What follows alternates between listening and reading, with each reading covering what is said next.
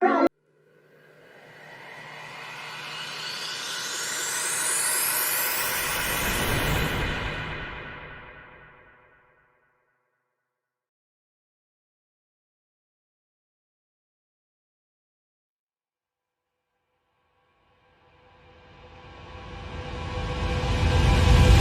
song here is called Death of People Everywhere.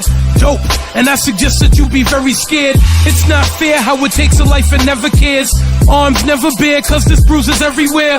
People stop and stare, rings around your eyes. Inside it makes you even sicker than you appear. It's vicious, I heard when you untie your arm, that's as close as bliss gets. I smoke weed, but there's a difference. You can't overdose, for instance. You buy the dope, toss it in the spoon, melt it, throw in some cotton, and you suck it up in the tube. Tie up above your elbow when you feel a vein like ooh. Then fall back, you don't wanna know why. You just wanna get high, but I don't wanna maybe die just so I can feel nice. There's way too many things you could do with a fucking life. Like live it, do with it what you want, that's fine. I'll miss you, but I'm gonna move on with mine. O-P-E, death of people everywhere, you better believe that. Shooting up will lead to death. Shit, if you're injecting with needles, then the shit is just evil. With it, you'll never succeed. O-P-E, death of people everywhere, you better believe that. Shooting up will lead to death. Shit, if you're injecting with needles, then the shit is just evil. With it, you'll never succeed. Shit, that's something you coulda did, but now the social workers won't even give you back your kids, and why should they? When you're still turning tricks, sucking dicks to get you fixed. Shit, this needs to be fixed. Your children sleeping in some type of foster home crib, and it's not their fault, cause what dad and mom did. Look at what mom and daddy chose to do with their life. And there's way too many stories like the one that I write. So don't think it's just you, cause I know it ain't just me. That's why dope's an acronym. D-O-P-E stands for death of people everywhere here in this world. Race or gender not restricted, black, white, boy or girl. It doesn't matter what you are or where you live, cause doing heroin either leaves you with a hip or a bid. There's no discussion and forget negotiation until it's out the nation. It's dope that I'm hating.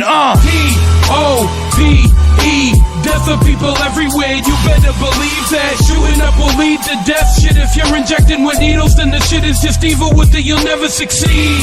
O-P-E, death of people everywhere, you better believe that. Shooting up will lead to death. Shit, if you're injecting with needles, then the shit is just evil. With it, you'll never succeed. Some call it smack, skag, gears, slow, heaven, big H, Harry, and mud. You should know. Civil War veterans called it the soldier sickness. Percocet, Oxycontin, and codeine. Before Christ, people smoked opium in Rome. Now the hospital can give you some morphine. It's all dope with a different name. Listen, cause what I'm spitting is real. A life full of pain up in your veins.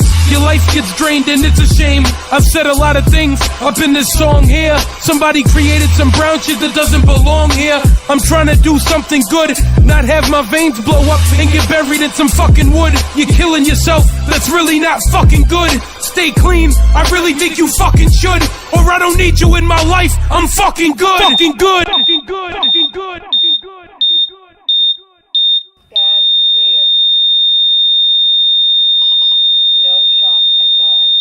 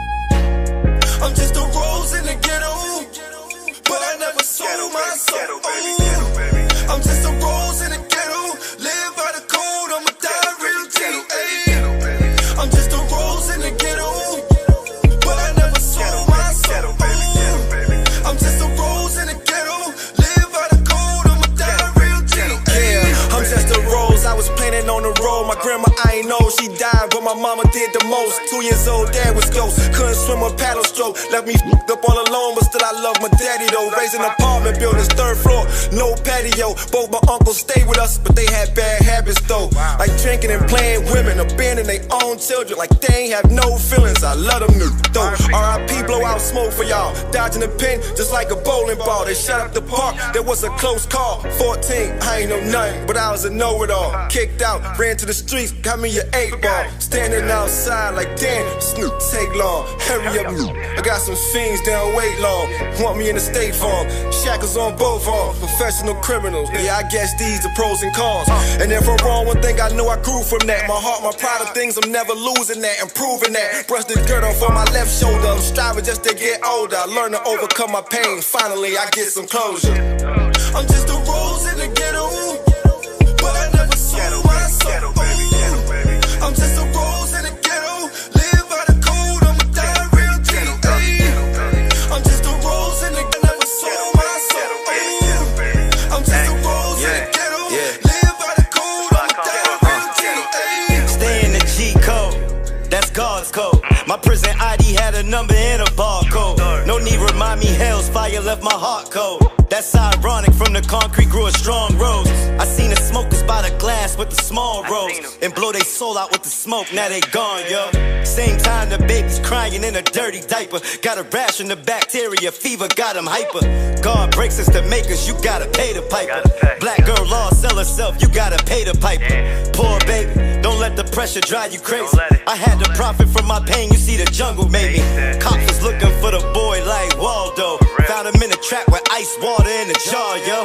I was trapped, now I'm back, going hard, yo. For my dog backwards, that spelled God, yo. God, yo. I'm just a rose in the ghetto, but I never sold my soul. I'm just a rose in the ghetto, live by the code, I'ma die real G. I'm just a rose in the ghetto, but I never sold my soul. I'm just a rose in the ghetto, live by the code, I'ma die real G.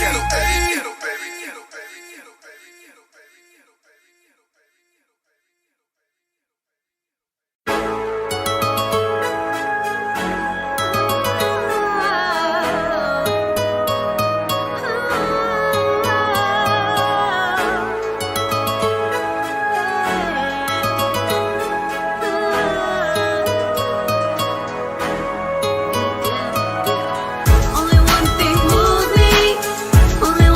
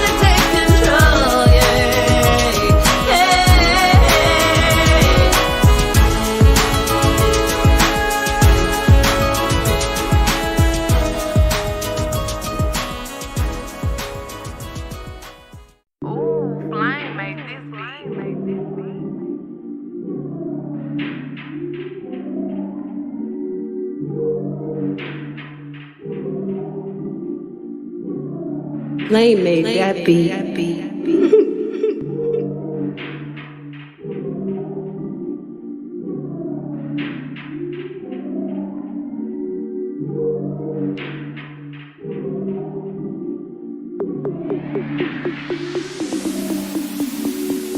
I smoke, I drink, I do my thing. These bitches hating, so you know I got to make it plain. Don't do cocaine with your chick, my main. We stick together, true forever, yeah, you know we bang. I miss those days, shit was easy. If only I made it, keep this shit on repeat. Now that I done upgraded, I've been upstate, and y'all think I'm playing. And I got a hit now for these weak ass hoes who think I ain't slaying.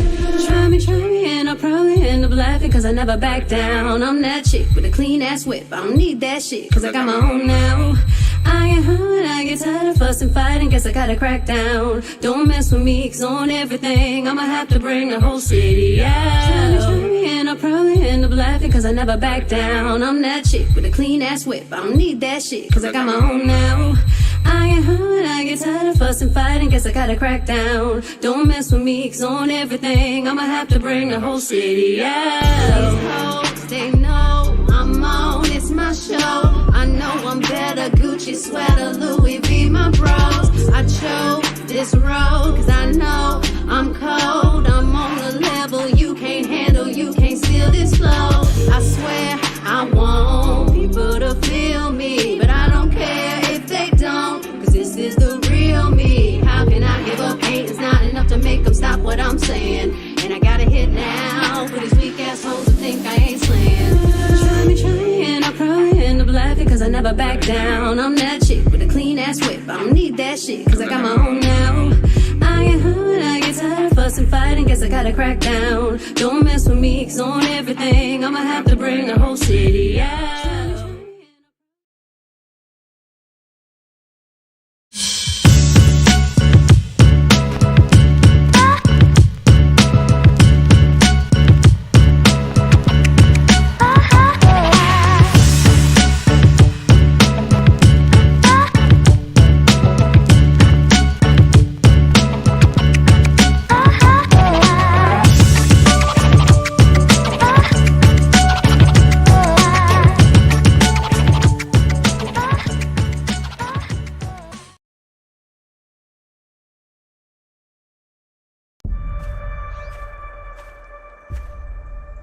Why'd they put you in a fire tower? Well, I'm just lucky, I guess.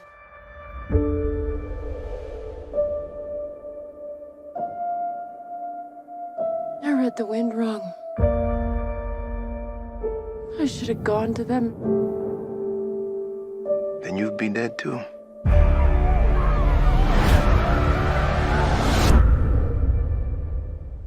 That's our job.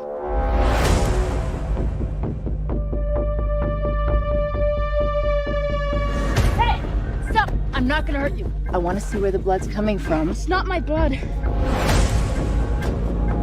You in trouble?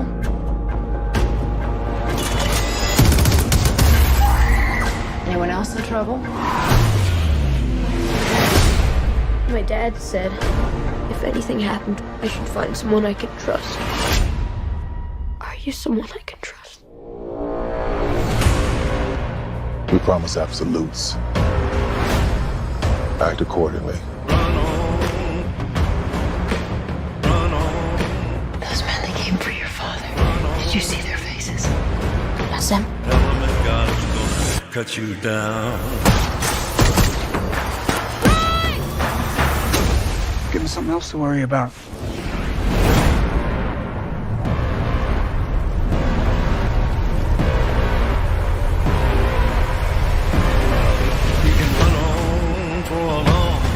Listen. Run on for a long time. You're gonna run. Run on for a long time. And you're gonna keep running. Sooner or later, gonna cut you down. That eats everything in its path.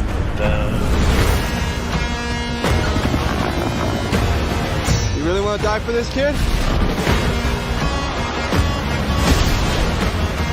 Take a deep breath. Hold it. Lay back!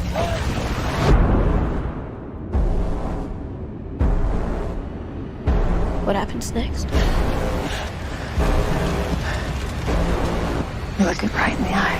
Tell them that God's gonna cut you down. Tell them that God's gonna cut you down.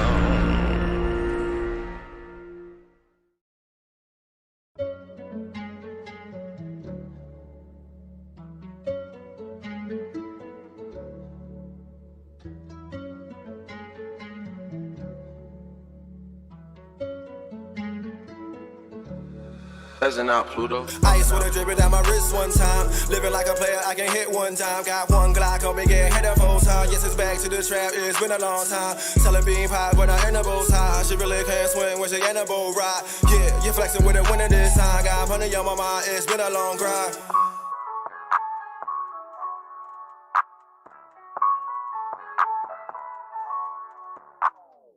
Ice with a dripping down my wrist one time. Living like a player, I can hit one time. Got one Glock on me, get hit a full time. Yes, it's back to the trap, it's been a long time. Selling bean pie, but I ain't a bow tie. She really can't swim when she ain't a bow ride. Yeah, you flexing with a winner this time. Got money on my mind, it's been a long grind.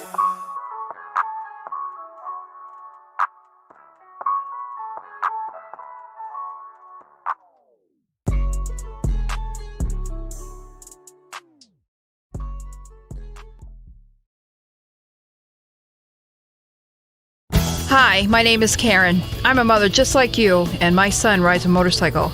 So please check twice, save a life. Motorcycles are everywhere. For more information on sharing the road, visit mass.gov/RMV.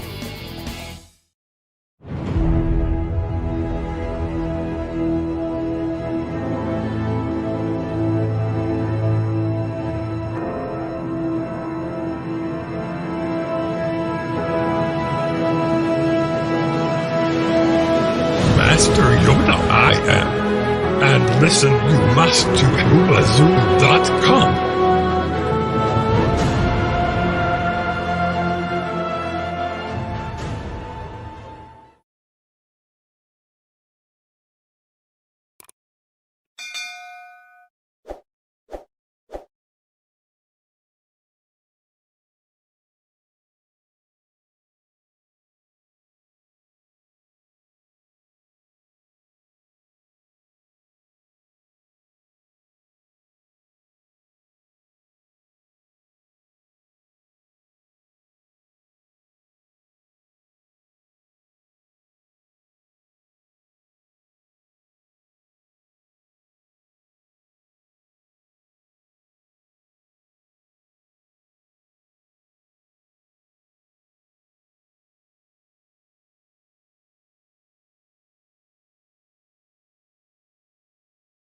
Can you dig it?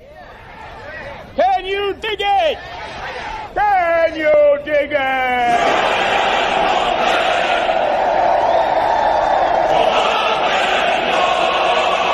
This is blasphemy.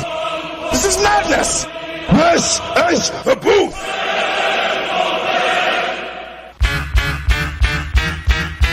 Staring down, looking at the blood-stained concrete.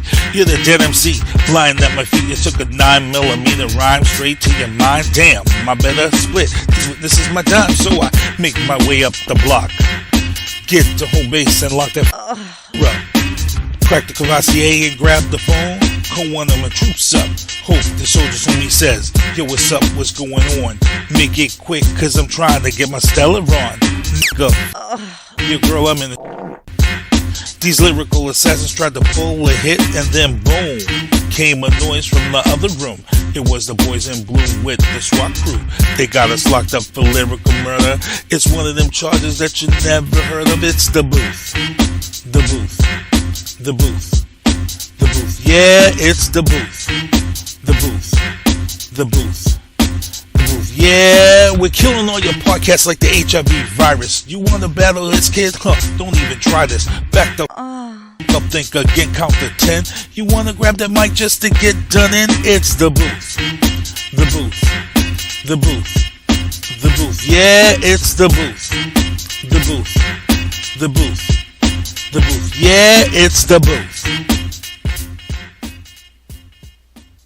Was he African? African. No, he was American, and he was like you. He looked just like you. He was Jewish. Just like you. Okay, Jew. It's an odd crime for a Jew to commit. Pretty docile. Okay, so we have an African Jew wearing a hoodie. No, you don't. No. No, that's not what I said. Is that what you heard me say? I said he looked like you. Do you look like an African Jew? No, I look like a cop. Yeah. He was Caucasian. All right, your boy Sinister One broadcasting live from the City of Champions. You are listening to The Booth. It is May the 4th be with you, as you guys can see here on my short. And in the background behind me, it's Star Wars Day. I'm the biggest geek around with my extraordinaire camo hat on. But right now, it's all about the Star Wars. May the 4th be with you. Mandalorian Season 2 will be back in October. I'm just ecstatic, and I am ready to go and kick this show off. As you see behind me, this background is going to change from time to time to show you how much of a geek I am when it comes to Star Wars. But before we get into our first guest, as you see over to the left side, big thanks to my guest last week, Billy Ray Rock, for coming on the show. Boomsquad Radio's DJ Radio Boom, DJ Boom in China, for coming on.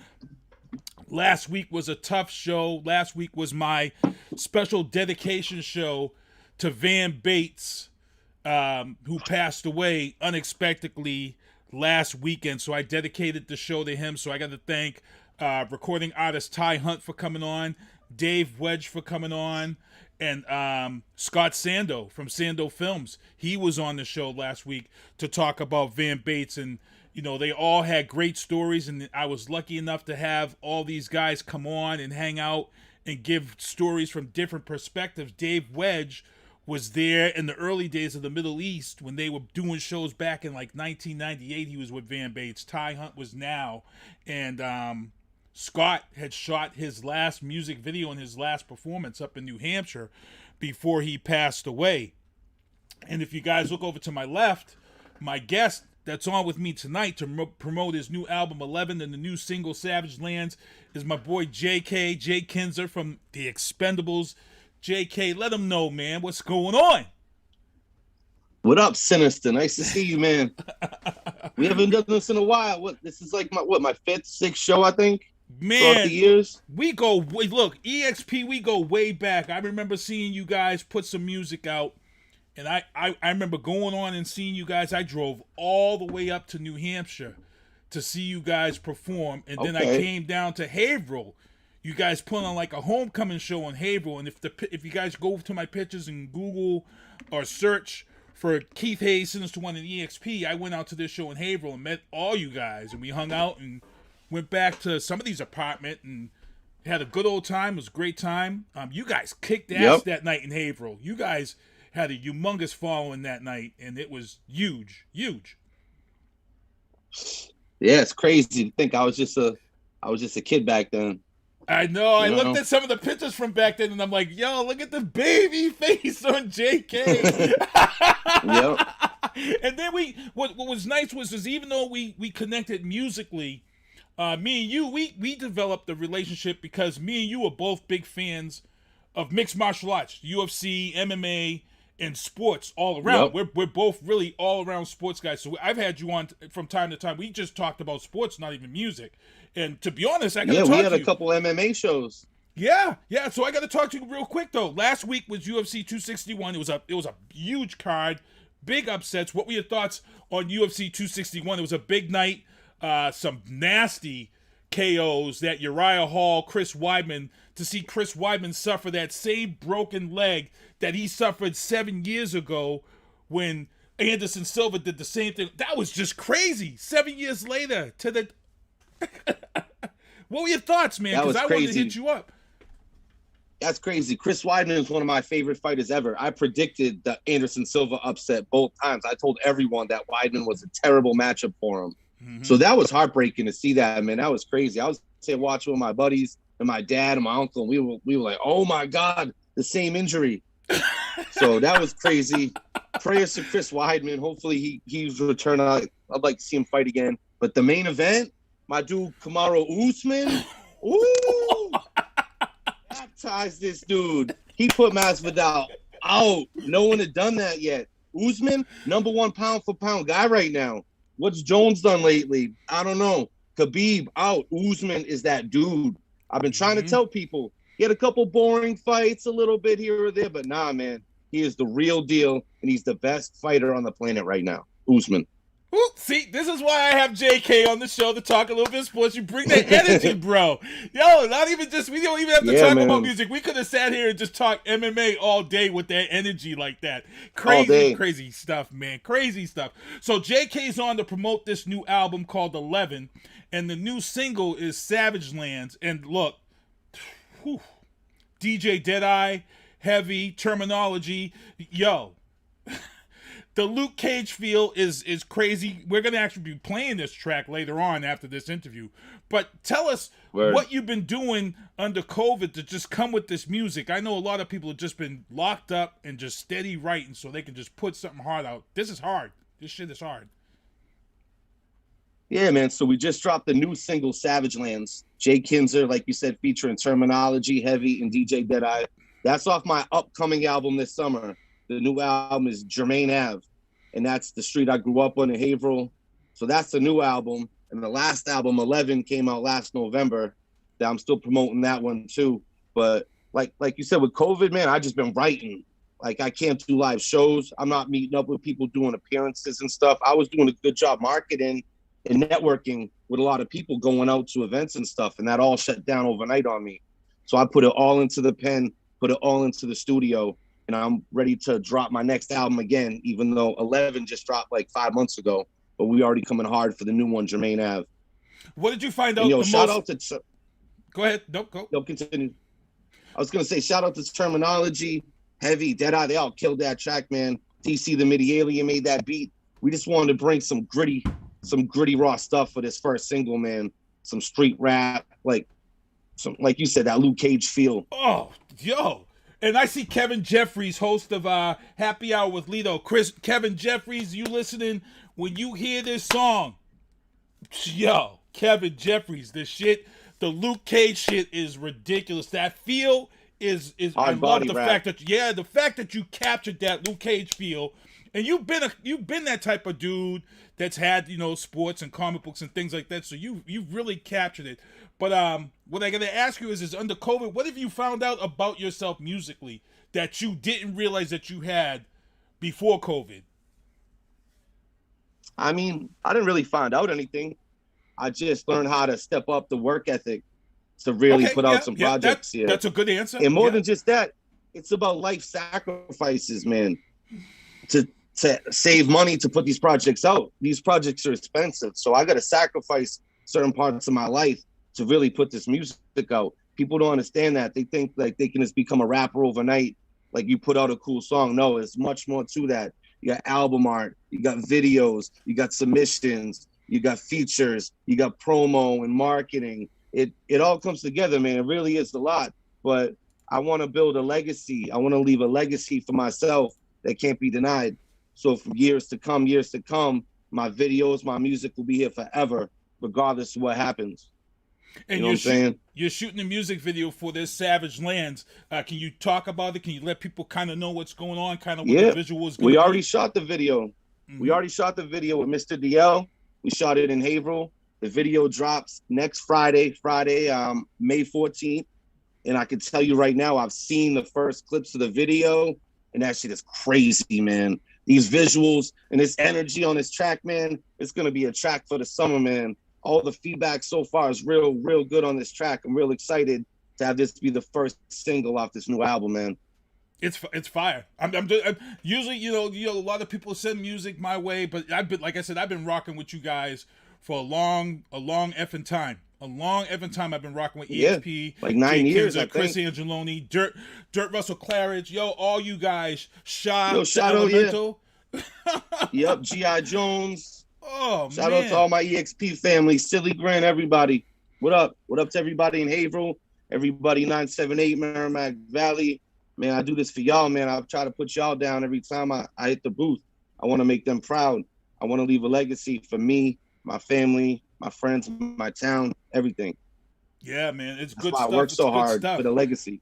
I've been ecstatic to every time you guys pop up and then drop a notification for new music. I'm on it, and even though I ride you guys and love you guys, ride or die with you guys, I'm not kidding. The music has always been off the chain visually. You guys are bringing the videos on point visually. You guys are setting the tone for that North Shore. This is my 6th video since COVID started. So, like you said, what did I want to learn about myself? I just wanted to work hard and not let this stop the momentum that I had been building. So this is the 6th music video since COVID started. Wow. And I got another 3 to 4 planned for this summer and fall. So it'll be 10 before you know it. And like I said, everybody wants to get ready and open up for shows. We were kind of discussing some stuff off air that I want to put out there that's kind of aggravating me, because like I said, I had Van Bates on this show, and the last show I had Van Bates on with me, we talked about what was going to happen when, COVID was done and everything was going to open back up. And one of Van Bates's things that we talked about, he was worried about the fact that there was going to be not many venues and the fact that promoters were going to take advantage of people trying to get back on the stage and trying to get back. And, here it is. I had faith and thought maybe in society, maybe that wouldn't happen. But unfortunately, as we're seeing early on, and we were just talking that it's not going to be this way. It looks like we're headed towards the greed way as far as promoters and getting venues and people getting shows. First come, first serve. The highest one to pay is going to get the stage time. And I think that's screwed up. That's messed up to make a profit. Pay to play. Yep, go for it, man. I'll let you speak. I'll let the awful artist for speak. The culture, man. Man, pay to play is awful for the culture. I understand a lot of promoters got to get some of their money back and stuff, but just letting anyone rock because they got money is not the way to do it. That's not a way to set up a long-term successful business model, because people ain't going to want to come back to your next show when you put a bunch of weak artists as the openers that don't know how to rock the stages because they got money. Me and my group was just getting over this pay-to-play stuff, getting a bunch of free shows, some paid shows, just off the merit of our work. And now, seemingly overnight with COVID, that's gone, because the market of performers wanting to perform in venues shutting down is going to be crazy out here for artists to get a show. So my recommendation to artists is just to put more of your stuff online, do more interviews, do more music videos, release more singles. Do it that way, because the shows, it ain't going to be as easy to book a good show as it was. Sad day, man. Yeah, it does. It just sucks that it's like that, and not everybody's a Ned Wellberry, you know what I'm saying? Not everybody's like some of these. Yeah. Shout out to Leeds. Few. Yeah, Leeds put us on to most of the good shows we did, man. We did a lot of dope shows in Boston and Cambridge at the Middle East. It's sad to see that venue shut down. I'm not sure if they're still going to do shows or not, but I know they got bought out. I know Ned ain't working with them anymore. So that's a big blow to Boston hip hop. We had legends come to this 600-person venue. It was an intimate venue where legends would rock, and the atmosphere was crazy. And it's going to be too bad to miss that. But when we're talking about shows, we actually got a show. EXP got a show the same day as the video drop, May 14th, Friday in Haverhill. You see, I'm grabbing my pencil. Next Friday, the 14th in Haverhill. It's a small venue. It's downtown Haverhill. It's a small venue. We're actually going to put up the flyer tonight, and the tickets will go on sale tonight. So get your tickets. They're going to sell out fast because it's only about a 40, 50-person venue. It's going to be real intimate. It'll be the first show I've rocked in 18 months. I'll have some 11 T-shirts. I got some EXP CDs. It's going to be a good time. My dude Artisan's rocking with us. EXP going to be there. So it'll be live streamed too. My dude Hero, the MC, is putting on the event. So it should be a good time. So like I said, it's next Friday, May 14th, EXP, Jake Kinser. We're going to be rocking downtown Haverhill. Ooh, if I have nothing on my calendar, I'm coming with a crew. I'm bringing my boys with me. I'm bringing Viona Marie with me. Everyone should be there. I haven't hit the stage in 18 months. You see the energy I bring. What's going to happen when you introduce JK to the stage for the first time in 18 months? No one knows what could happen. No one knows what could happen. Who knows? There'll be drinks, like we'll be chilling. You want to come down, say what up? I'll be down there at 6. Performances start at 7. EXP will probably be on at 8:30. Come down early though. Come down, chill out, hang out. Oh yeah. Buy a t-shirt, say what up. Anyone that ever wanted to meet me, it's a good time to come down and say what up, meet the guys. It's gonna be a good time. If I got nothing on the calendar, mark my words, I will be there. I will be there. Word. No problems at all if I got nothing going on. So what I want you to do, That's man. the same day we drop in the video. Yeah, and that's gonna be crazy too. So what I want to do right now is I want everybody to experience this Savage Lands. Give your shout out to whatever, and I'm gonna let you introduce it, and then we're gonna play it, and then we're gonna come back to close out the interview. All right, new single, Jay Kinser, featuring Terminology, Heavy, DJ Deadeye, produced by DC the Midi Alien, Savage Lands, off the new album, Jermaine Ave, this summer. That hard body rap from 978 Haverhill, Mass. I do this for y'all. Let's go, baby. All right, here it is. Woo! Yeah. We in here? Yeah. Let's go. Hey, yo, check it. Me, Heavy Term, about to bless this. Trying to show y'all how success is manifested. Yeah. Hustle hard, make money, and planning to invest it. Yeah. It's some hard body rap, some cannon to your chest shit. Y'all play the victim, rhyming about your bad breaks, while we over here fucking grinding like some bad breaks. Gonna take a tragedy if I'ma have a bad day. That's why I stay shining, even when the sky's just mad gray. Consistent with skill, spitting the ill. Optimistic, but still put this fist to your grill. Hey, yo, these alien beats, about to give you the chill. The whole fucking album slaps, but the singles will kill, so let's go. I'm that throwback retro, that crazy 90s linebacker with a neck roll. Treat every ball like it's a rep, yo. Best bet, when we say protect your neck, you better take it as a threat, Straight bro. out the gate, I'ma make you doubt your faith. How about your fake? Looking for some clout to chase. Run your mouth, I'm slapping out the taste. Best get out the state, cause not even in your house is safe. They say death always come in threes. And when I run this beat with Term and Jay, we on our way to put you underneath. Go ahead, take your shot, but you better have a gun on me. It's EXP and ST. Yeah, you know we come where he got fortified nerves. You a glorified herb. Fuck your face, I'll leave you laced in like 4 to 5 words. And the more that I serve, the more they like word. Your bitch ass trash, take them from the door to my curb. From supplying them grams to retirement plans. Put myself in a healthier environment, fam. Hey yo, that ain't a knock on those that still hustle. Seen success off that green and white like Bill Russell. You see what you gotta go through as soon as you get successful. Enemies wanna stretch you, bitches they wanna stress you. Celebrities wanna sweat you, long as you a celeb too. Baby mama detests you, jealous she want the bread too. And she feeling regretful, you ain't treating her special. Every weekend she catch you, creeping is disrespectful. Plus she beef for your ex too, knowing you both had sex too. Bobby pins in the doll and both of them wanna hex you. Hypothetically speaking, I'm a trifling heathen. Spent the night with demons in my dreams, fighting, screaming. Them Helltown poles, yeah, they try to set me up. Cause enemies cross town, try to wet me up. I'm from a savage land, violence every day like it's Pakistan. These will set you up and wet you over a half a gram. It's all good though, I'm Gucci, I mean that. But then clap your man, show off ST, that's the fan. Ology, you know the name. Legendary, yeah man.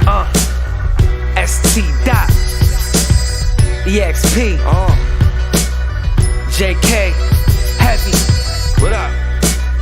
Lordtown, Helltown, Murder Mass, what up? Deadeye. If you ain't get it, you ain't lick it. Shooting flames to my enemy's mom. Can we do it our way? We ain't come here for the chit chat. On the battlefield, catch a ride. Don't think again before you start rapping. You're amateur MC. We came a long way. We get the green by any means. Got plenty of schemes.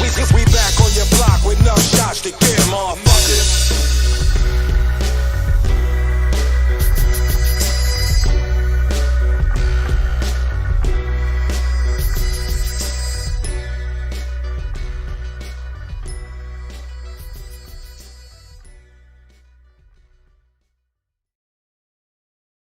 All right, that's Savage Lands featuring man JK. That shit is fucking fire. I'm dropping the F-bomb. I'm sorry, people. Sometimes it's like when, you know, it's after the Boston Marathon bombings, and when Big Poppy got up there and said, "This is my fucking city," and the FCC was like, "You know what? He meant that shit. Let's leave it. We're not finding him." That shit's fucking fire. Hell yeah, man.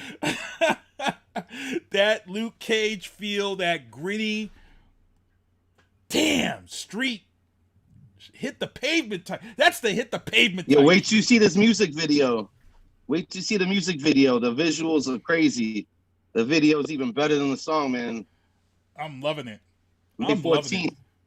Loving it, man. I'm loving it. So, good Word, stuff. I appreciate that. Let people know about your social media, where they can follow you, where they can get these videos on YouTube and stuff like that, where you guys are going to be doing that premiere for the video.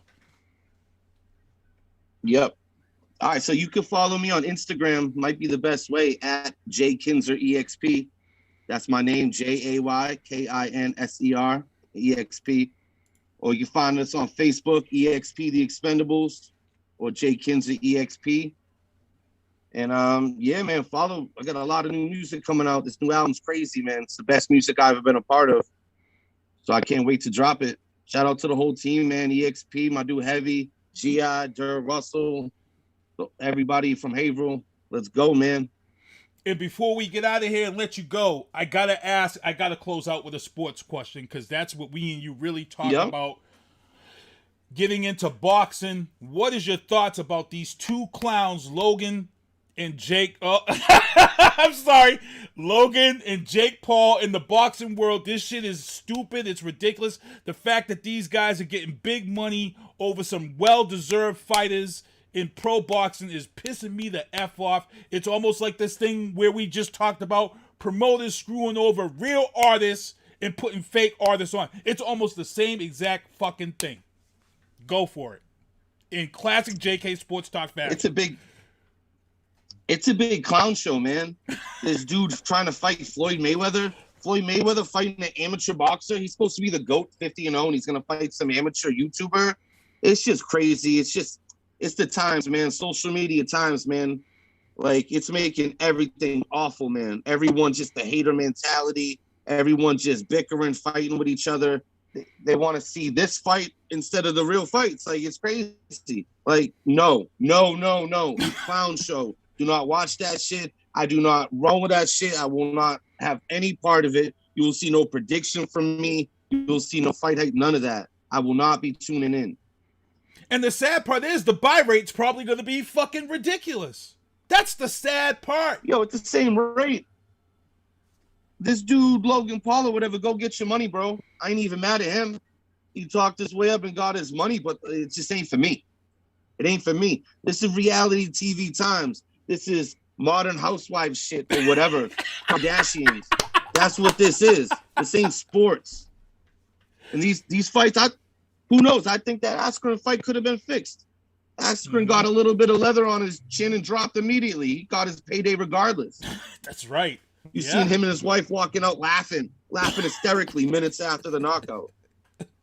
Like, that just ain't for me, man. It's a clown show. I like to watch real sports. Like, I'll put my time watching the Celtics, the Patriots. I mean, it was an exciting draft the other night. We got Mac Jones. It'll be fun to see how that plays out. Yep, I wanted Justin Fields. My Ohio State guy, but it wasn't in the cards. But I'm so happy with Mac Jones. Yep, and I'll be talking about that. So, man, again, I had to close out with a sports question because I knew you was going to bring it in JK fashion. Yep. But thank you for coming on this show. Kevin Jeffries, host of Hell yeah, man, anytime. He said that the song is hard. Kevin Jeffries said the song is hard. Kevin, if you want him on your show, reach out to him, JK, social media, get him on your show. Happy Hour with Lito, that's a good show. He's got a lot of artists on his show. It's good stuff, man. JK, right. I'm glad to have you on. If I got nothing on the books for Friday, the 14th, you will see my black ass in the house in April. Word. All right, man. I just want to say rest in peace to your boy Van Bates too, man. I never got to meet him, but he always supported us. That sucked to see, man. Rest in peace. Rest in power, brother. Yeah, I'm glad to see everybody showing their support. So what we're going to do here, JK is going to get out of here. We're going to take a quick break. I'm going to drop Brandon Grimes' Quiet in the Trap video. Let you guys check that out and see that. And then later on in the show, I'm going to drop What You Know About Vianna Marie's new video. But we're going to be back with this video and shout out to V. The show. Yeah, cool. Yep, Vianna Marie, she's in the chat too, so she caught that too. So here we go. Brandon Grimes, Quiet in the Trap. Peace. All right, we're clear, man. I want to get this motherfucker. I want this Brandon Bryant. Nah, you a fucking asshole.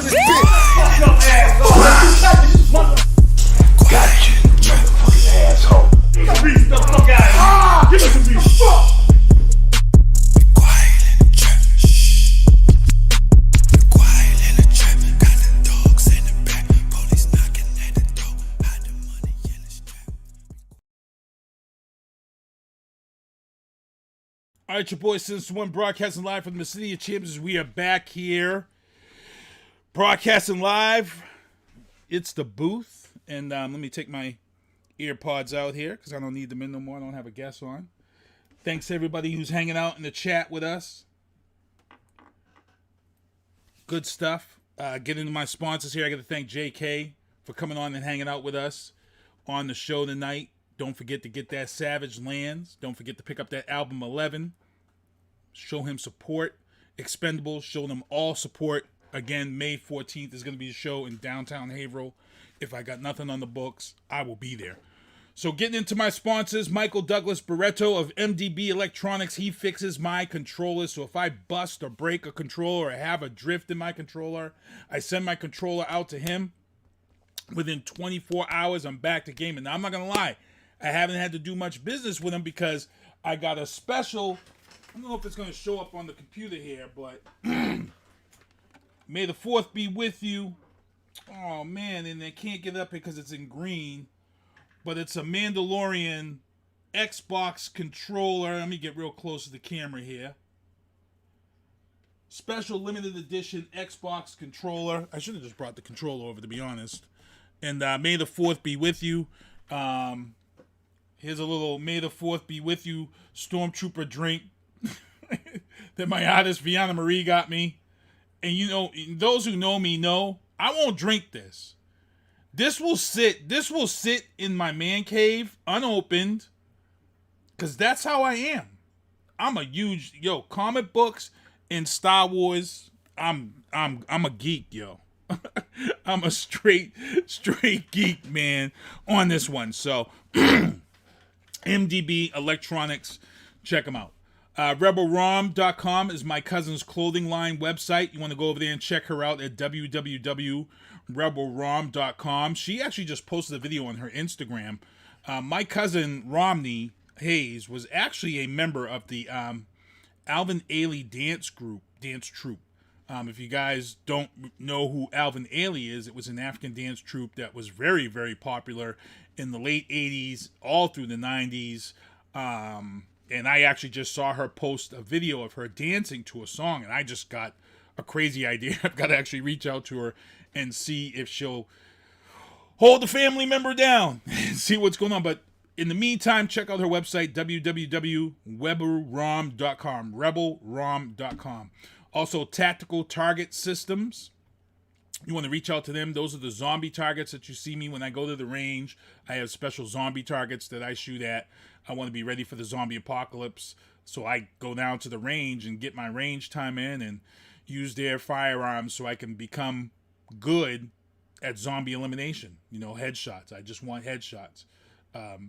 Because when the zombie apocalypse happens, I want to be ready. I don't want to be like in Zombieland. I'm a heavy-set dude. My cardio's not in check, so I got to make sure my bullet game is on point. Somebody might say, hey, Keith, try to lose some weight and get your cardio up, and that way you may last a little longer. True. So, head on down, tacticaltargetsystems.com. Zombie targets. Ask for Don Robertson. Hit him up. Let him know you saw it on this show. Vianna Marie, again, all of her music is online, recording live. What's up, Dave Clark? Solomon Clark doing music out there. He's hanging out in the chat. All the boys from EXP, saw them on the chat on the Facebook page.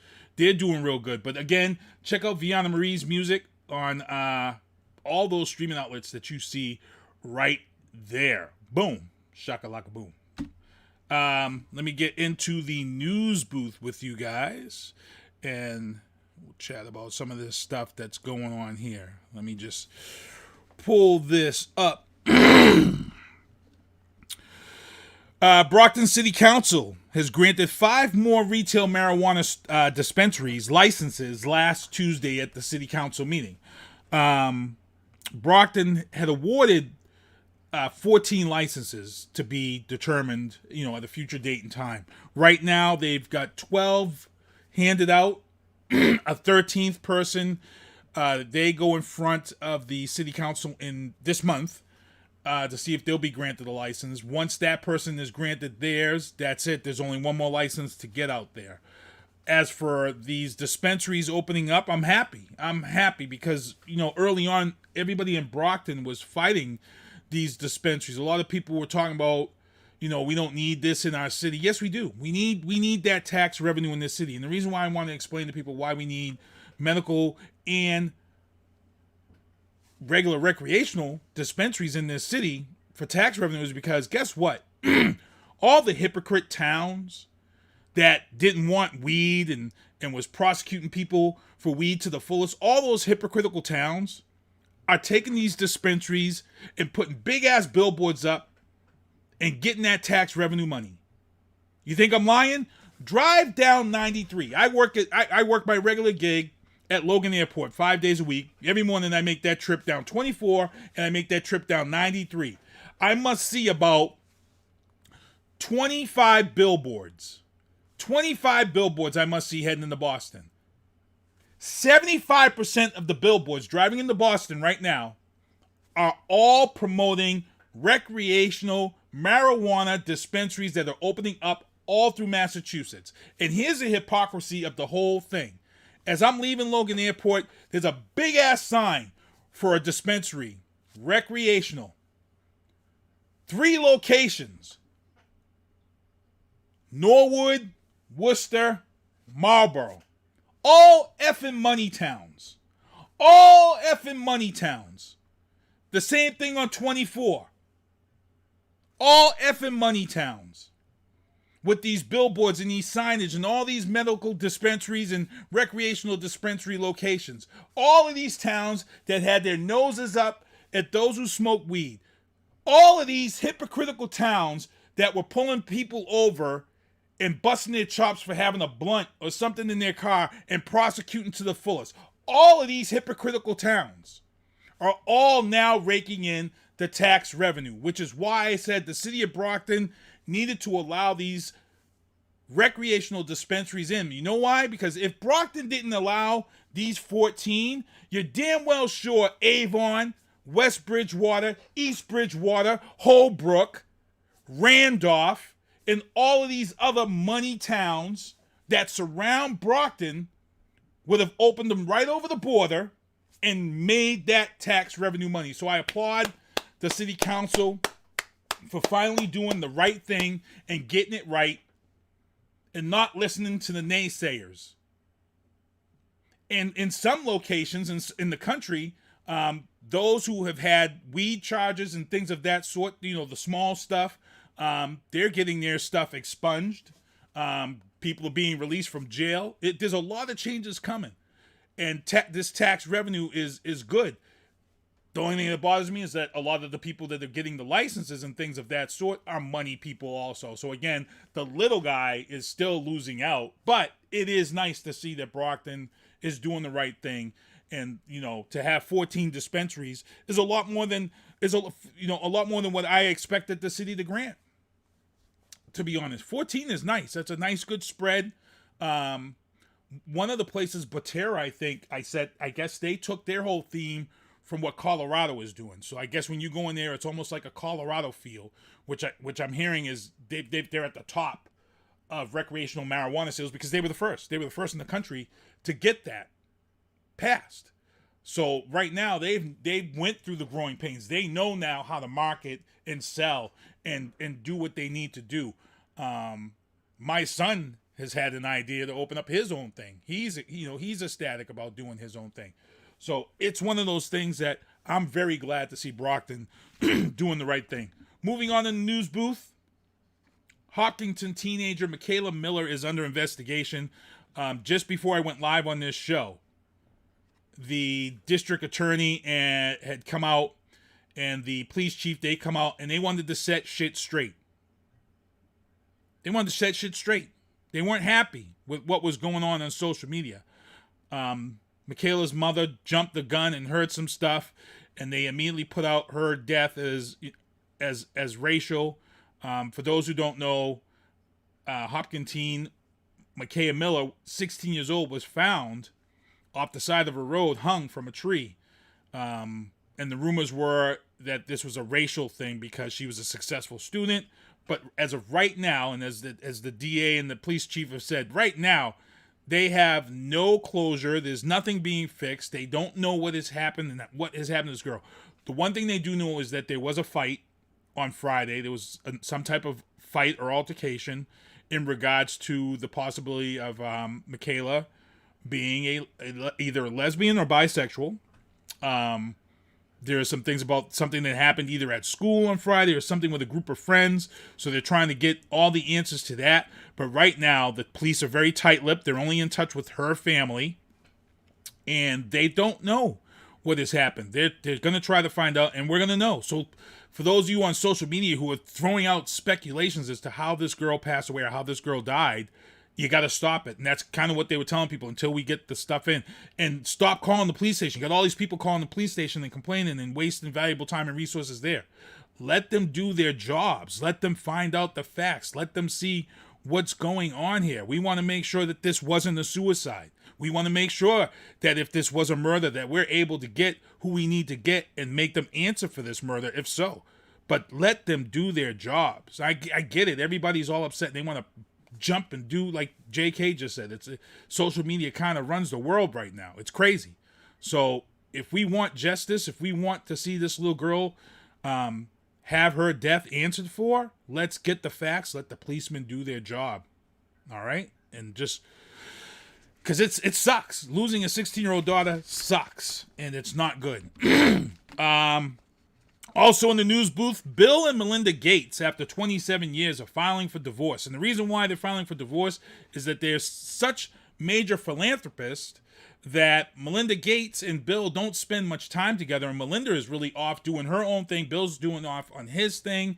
They have found themselves that they would rather split up and divorce. And I can tell you right now, for those who are talking about the Dr. Dre divorce and all the money involved there, Bill Gates's divorce is going to be crazy. But again, they're not breaking up on bad terms. They're breaking up on good terms in as far as their success of each other. So we may not see what's going on with like Dr. Dre and his wife. So it may be a little bit more civilized with Bill and Melinda Gates. We'll see. We'll see. But the funny story, if you're tuning in to hear this story and hear the Sinister One connection to this story that's absolutely hilarious. 27 years ago, a friend of mine, Eric Dupree, and me, I actually had won a trip to the Bahamas. I won a trip to the Bahamas free of charge.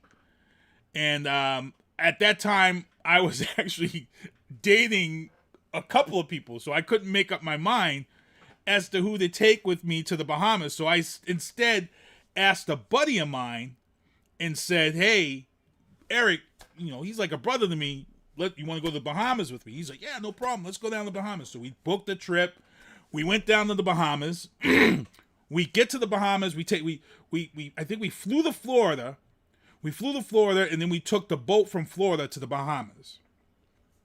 So we take this cruise to the Bahamas, and it was weird. It was this weird feeling. We get to the Bahamas. We get to the resort, and, you know, this was actually the first time that I heard the name Bill Gates. Because a lot of people at the resort were complaining. People in the Bahamas were all upset. And, you know, me and my boy Eric, we went downstairs to the lobby of the hotel. We checked in. And they were like, yeah, it's going to be tough to get anything around here if you're on the island for this week. This guy, Bill Gates from Microsoft, blah, blah, blah, is getting married. And what they did is that Bill Gates had closed off the Bahamas. They paid for the island to be closed off. Nothing could fly in and out while they had this wedding. So we were stuck in our resort for pretty much the week, and then the only little areas that they allowed us to be at, because Bill Gates and Melinda were having this wedding, and all of these celebrities and people that they knew were flying in, and it was just craziness because we got stuck at this hotel. So while we were stuck at this resort, it's my boy, me, and my boy Eric, and we're in the pool with this, you know, white guy from Texas and his wife who's on their honeymoon. So, you know, he's just if you think white guy from Texas with a cowboy hat, whatever you're thinking, that's it. Straight white guy from Texas with a cowboy hat in a pool in the Bahamas at 102 degrees. So we're in the pool. We're talking about this Bill Gates guy and how they closed off the wedding. And my boy Eric is Irish. Sunscreen. All up. Sunscreen. And the cowboy dude he's as white as Sheamus, WWE Sheamus. He's as white as him. Just got a cowboy hat on, but the hat's all wet. So he's absorbing, the wetness is absorbing the sun heat from and just mirroring his skin. So he is sitting there, and my boy Eric offers him sunscreen. And he's like, nah, I don't use sunscreen.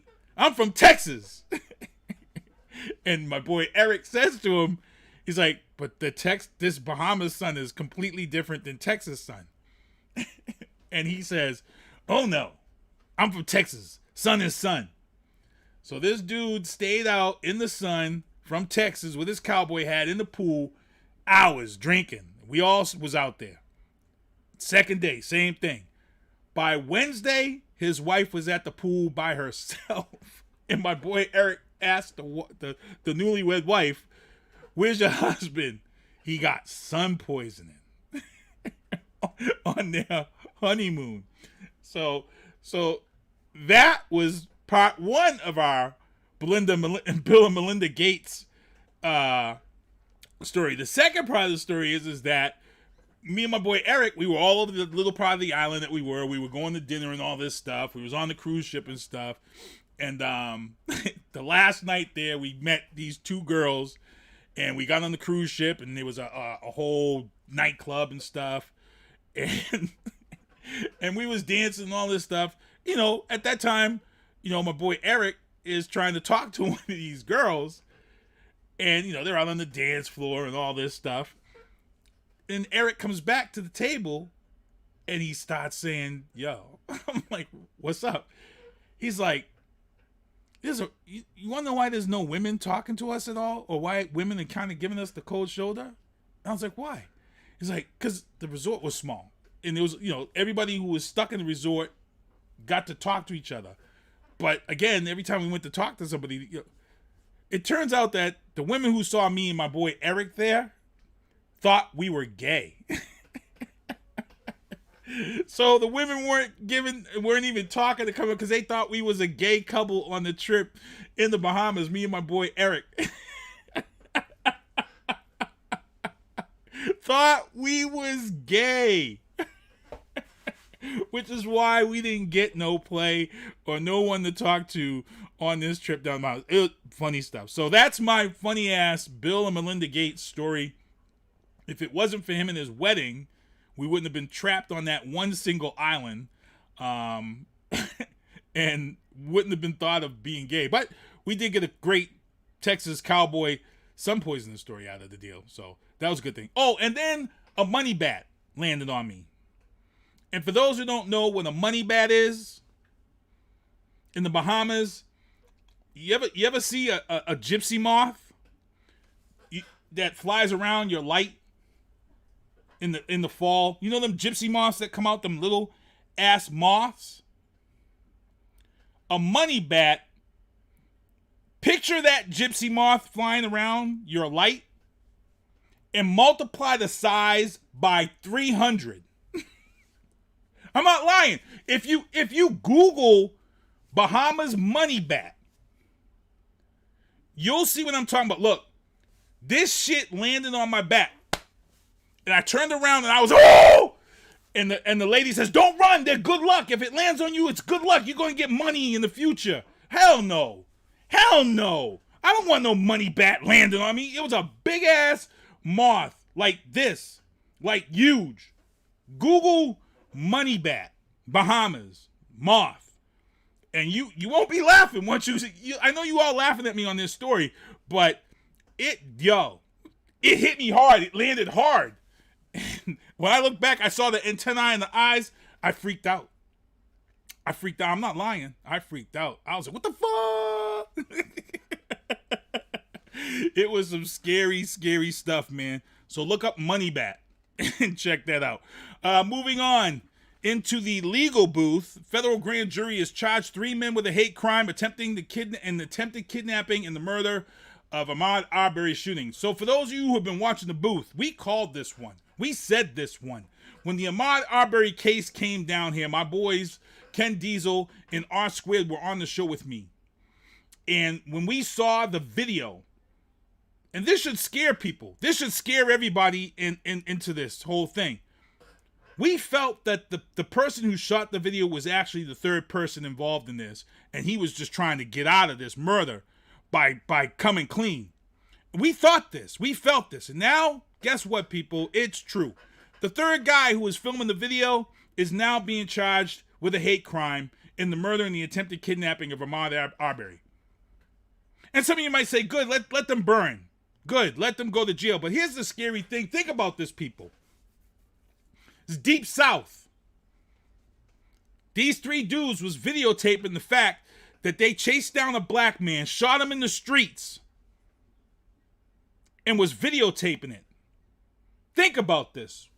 Where I'm headed with this. If these mother effers didn't get caught, you know what that video would have been? That video would have been the trophy video that they walk around and show their other racist pals the fact that they chased down a black man and shot him in the street and killed him. And would have dumped his body, whoever knows where they would have dumped his body. That's the scary thing about this Ahmaud Arbery shooting that people need to pay attention to. It's not about the crime itself. It's about the fact that the audacity of these 3 men was videotaping this and was going to do whatever with this video. How many unanswered black man killings have happened down south? Now you want to wonder how many of these killings are on somebody's cell phone. Because I can tell you right now, these 3 motherfuckers ain't the first ones. And I'm dropping the F-bomb on this one because this is serious shit, people. Share this shit, let your friends know. When your friends start talking about this whole case, let them know. Let them know that there's more to this story than meets the eye. We should be more concerned about the fact that these 3 men was filming this shit on their phone. Who are they going to show that video to if they got away with this? Who are they going to share this video to if they got away with this? Think about it. Like I said, let people know. You heard it here first. We talked about it here first. That video is the scariest thing of this whole story. Because if they didn't get caught, that was their trophy video. I'm just letting you know. That was their trophy killer black man video. And I'm pretty sure a lot of unsolved black men who've been killed down south, there's a video somewhere out there of them being killed or whatever way they were killed. So it's scary shit. Let people know. That's what you really need to think about. Where was that video going to go? And I hope that comes up during this trial. I hope that question is asked. I hope the three men, when they get up there, I hope they ask them. I hope the prosecutor says, what was going to happen with this video if you guys hadn't got caught? I'd ask them that. And I'm pretty sure nobody wants to know the answer. Because it's going to open up a whole effing can of worms. Whole nother can of worms.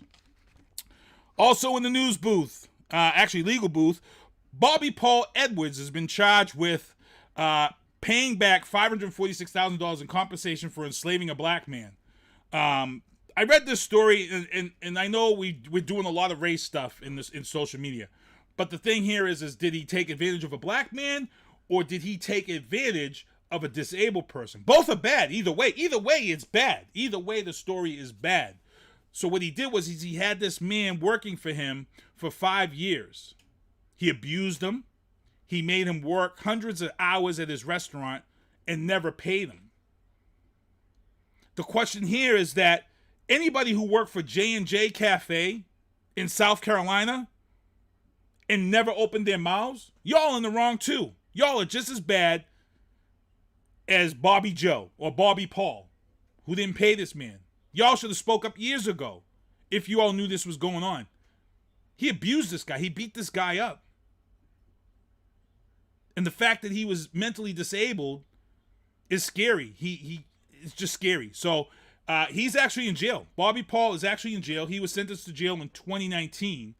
And after he was sentenced to jail, they had to figure out compensation for this guy. So $546,000 in compensation is what the court ruled. The question is will he get that money? We'll see. He owned a restaurant, and it was a very popular restaurant. So it's probably going to have to break up those assets and whatever he's probably made while he's in jail. So moving on into the entertainment booth. The Red Sox announced 8 concert dates from 2020 to be rescheduled to 2021 this year. And look, I know a lot of you was all upset when New Kids on the Block concert was canceled. It's coming back this year. Def Leppard, MotleyCrue. I was excited to try to go to this concert until they announced the ticket prices before COVID. And then I was like, you know what? I'll watch it on social media when people post their lives, because I'm not paying that much money to see Def Leppard and MotleyCrue at Fenway Park for them prices. Sorry. But that concert is back on. Aerosmith is back on. Guns N' Roses is back on now. Billy Joel. Now, as much as I love MotleyCrue and Def Leppard, if there was anybody who I might want to go see in that environment of Fenway Park, because Fenway Park for me for a rock concert, it just doesn't feel right. But Billy Joel at Fenway Park, something seems right about that. And I love Billy Joel. Billy Joel is a great performer. He's a great artist. His music is great. If there was anybody I wouldn't mind seeing at Fenway Park, it might be Billy Joel. Green Day is going to be performing there. They were also announced Maroon 5. And Lady Gaga will be appearing at Fenway Park. So those were the 8 concerts that were rescheduled from 2020 to 2021. And like I said, if you want to throw me some Billy Joel tickets, let me go. Let me know. I might go see him at Fenway Park. That's kind of a good atmosphere to see that show. Moving on into the entertainment booth. Rest in peace, Olympia Dukakis, dead at age 89. She was in Steel Magnolias and Moonstruck. Great actress. She was around a lot in the 90s, a lot of movies in the 90s, but she passed away at 89 years old. Marvel Studios. Let me get this up here. Marvel Studios just released a brand spanking new teaser trailer. And this teaser trailer pretty much is for Phase 4 of the MCU. For those who don't know what Phase 4 is the next status of Marvel Comics universe movies that are about to come out. The next storyline that everybody's trying to figure out. Now, from what I see here and what I'm feeling, and being a comic book nerd, if you guys out there remember the Avengers Annual number 10, I think we're headed that route, because they have to introduce the X-Men and AKA mutants in this whole phase 4. They're bringing the mutants into this phase 4. One of the ways they're going to bring the mutants in, I think, and I hate this, this is my feeling, this is my opinion, and if it happens, you heard it here first, but Avengers Annual 10, for those who don't know comic books like me and my brother and some of my other friends out there, Avengers Annual 10 featured the X-Men in this issue. The reason why the X-Men was featured in this issue, because the Brotherhood of Evil Mutants is in this issue. And the opening scene of this book is Carol Danvers being rescued by Spider-Woman out in California after being thrown off the Golden Gate Bridge. Why was Carol Danvers, Miss Marvel, being thrown off the... Who would throw her powerful ass off the Golden Gate Bridge to her death?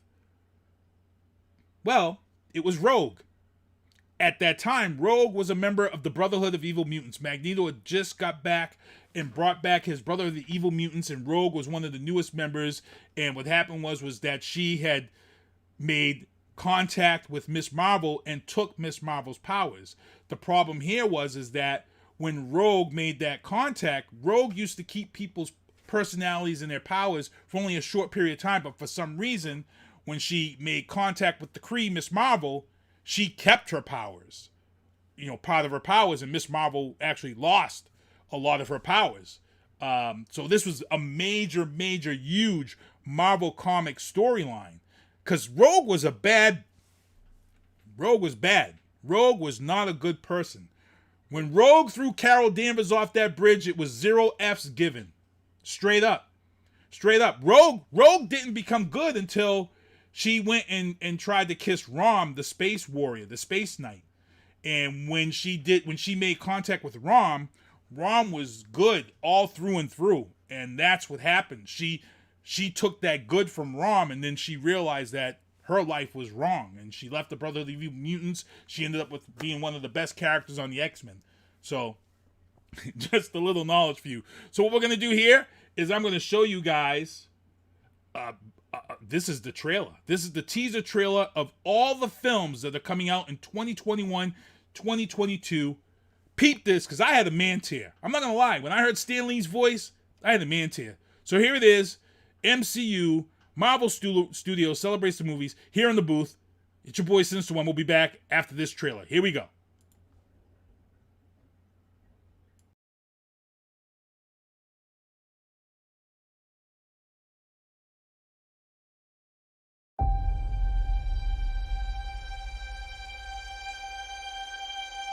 I love being with people. It's the most incredible thing in the world. What are you doing? Oh, this is nice. That world may change and evolve, but the one thing that will never change, we're all part of one big family.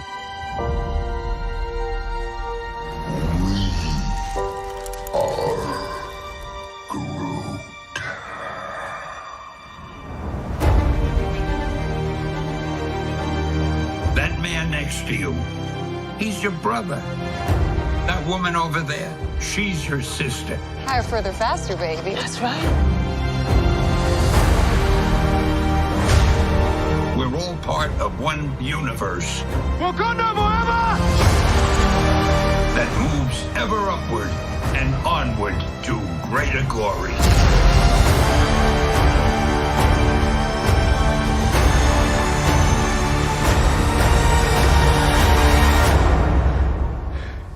On your left.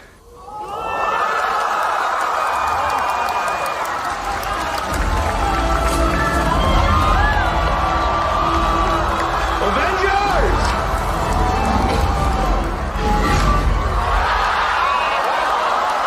Assemble.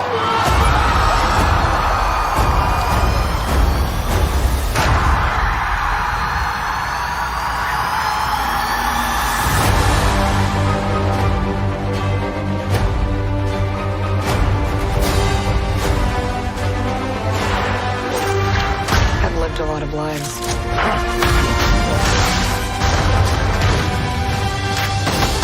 But I'm done running from my past. We have unfinished business. Who's we?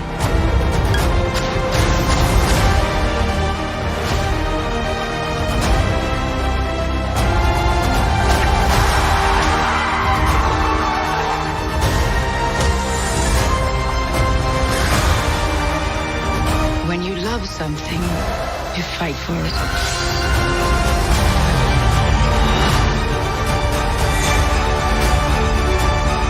We're the ones who changed everything.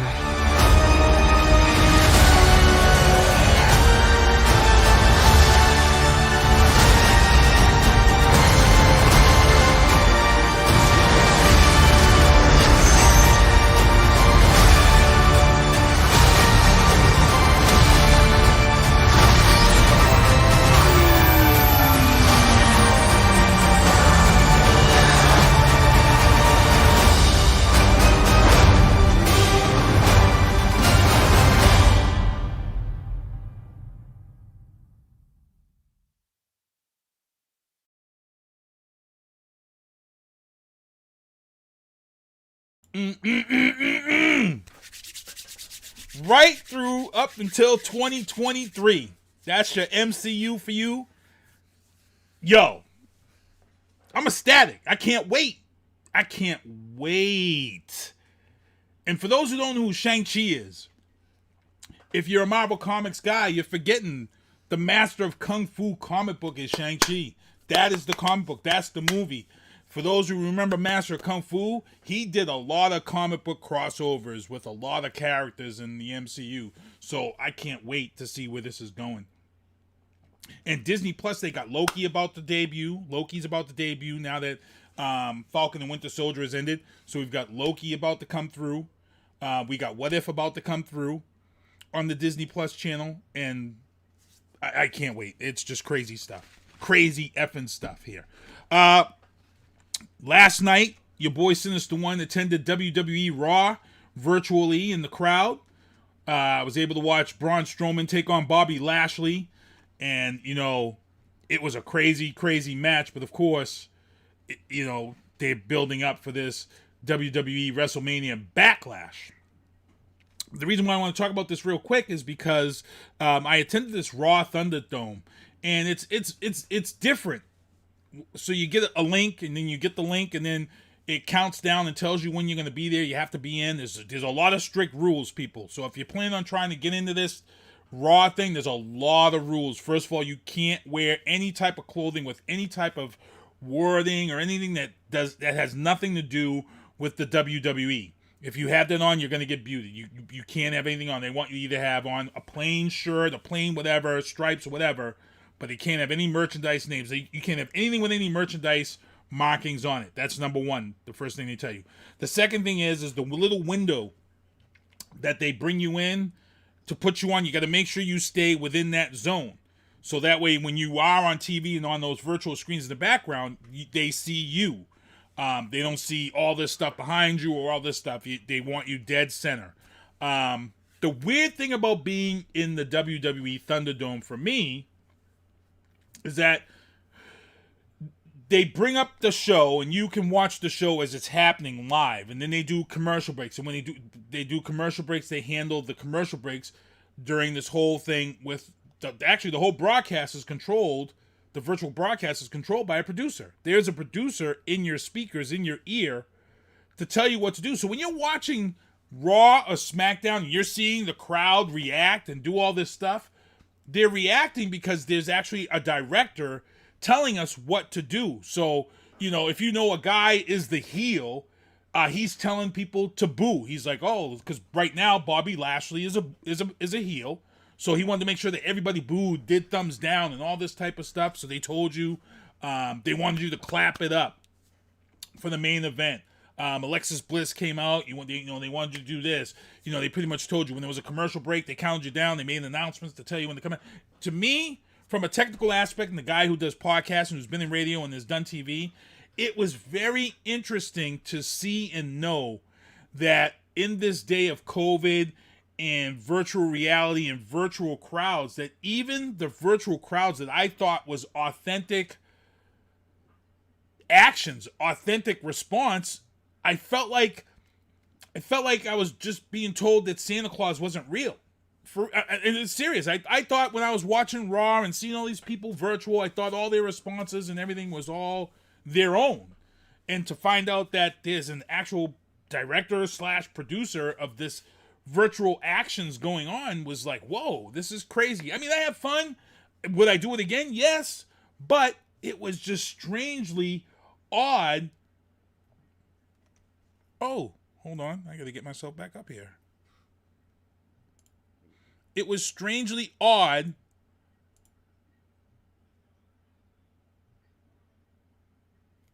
to have that happen to me. I lost my camera feed, so I'm just trying to figure. I'm just going to get myself back in here, guys and gals. Let me get in here.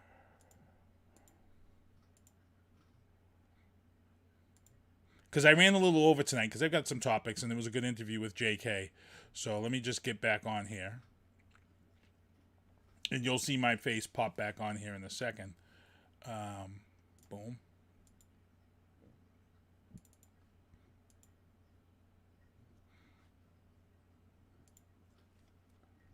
Boom. No. So yeah, it was a good time, and like I said, I would love to do it again. Kevin Jeffries in the chat, he said he's been on Raw a few times. Did you find it strange, Kevin? Did you find it weird? That's the question I got to ask you. Did you find it weird at the fact that, you know, that they guided you through this? Like, what were your thoughts on this? Please let me know. I'm trying to figure this out because for me it was strange. It was weird. And I don't know. Just if you're in there, Kevin, let me know because it was odd. I mean, would I do it again? Definitely would do it again. So, also in the entertainment booth, the weekend's protest forces major changes in the awards community, from the Grammys to the Golden Globes. So for those who don't know, you know, the Grammys and the Golden Globes was always these groups who had the final say. And it was kind of crazy at the fact that, you know, we had these secret societies picking the winners of the Grammys or picking the winners of the Golden Globes. Sometimes you wonder, how did this movie lose, or how did this artist lose? And now, because of this whole thing with The Weeknd protesting the Grammys and coming out and saying a lot about the Grammys and how people are picked to win and all this stuff, and, you know, there's a whole race thing about it, was major, to the point where the Grammys are now voting to end the nomination review committees. These are the secret committees. We never know who they are or what they are, but I can tell you right now, it's obviously not a diverse panel. But that's what they're kind of getting away from. Now it's going to be picked by the peers of the industry. Those who pick the music are going to be picked by the peers of the industry. And it was The Weeknd who brought this to light, and it's The Weeknd who's changed the industry to the point where we shouldn't see this. The fact that The Weeknd, because what it used to be years ago, if the record sales went by the Billboard, if you went by the Billboard charts and sold a ton of albums, you won the Billboards because you sold all this music, but you didn't get the Grammy. And they used to say, well, you know, Grammy's about creativity. It's not about the sales and blah, blah, blah. But here's the problem that we're having right now is that people stream music now. And now they're tracking the streaming numbers, which is different than sales. So when you have a guy like The Weeknd, who's consecutively had the highest streaming numbers for an entire year, to be at the top, he had almost every song off his album in the top of streaming for the entire year. No other artist has done this. So for the Grammys to say that his creativity and his accomplishments shouldn't be recognized is BS. It's bullshit.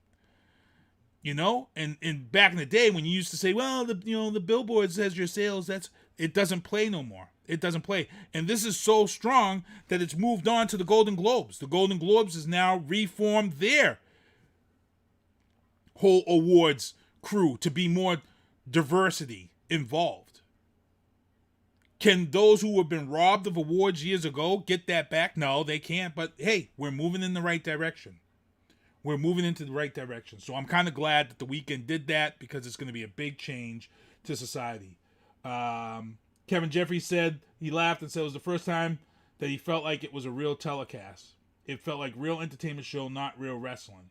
It was. Yeah, don't get me wrong. It was real entertainment. I was entertained. I had fun. There was some stuff. I just was weirded out at the fact that there was this guy in my ear telling me what to do. I was just like, whoa. I wasn't expecting it at all. Caught me off guard. Kevin Jeffries says, I don't even listen to The Weeknd anymore. I'm a Weeknd fan. But I was a Weeknd fan